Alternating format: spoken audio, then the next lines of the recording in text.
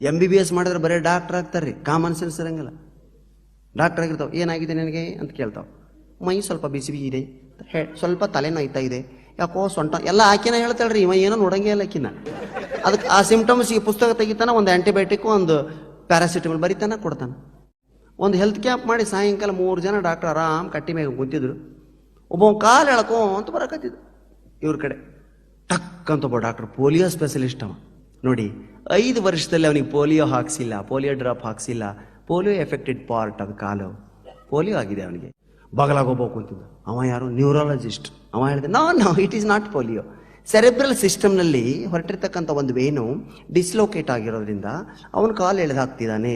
This is a problem of cervical problem and nerves problem.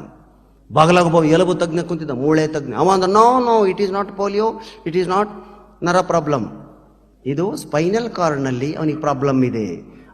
ಜೋಡಣೆ, ಎಲುಬಿನ ಜೋಡಣೆ mistake ಆಗಿರೋದ್ರಿಂದ by birth ಅವನು ಹಾಕಿದ್ದಾನೆ. ಬಡ್ದಾಡಕತ್ತಿಬಿಟ್ಟಿವು. ಬಗಲಾಗೊಬ್ಬ ಹಳ್ಳಿ ಹುಡುಗ ಸಿದ್ಧಿಗೆ ನಿಂತು ನಗಾಕತ್ತಿಬಿಟ್ಟಿದ್ದು. ಎದಕ್ಕೆ ನಗತಿಲ್ಲ ಅಂದ್ರೆ, ಸರ ಚಪ್ಪಲಿ ಉಂಗುಷ್ಟು ಕಿತ್ತೈತ್ರಿ, ಅದಕ್ಕೆ ಕಾಲು ಎಳ್ದಾಗ.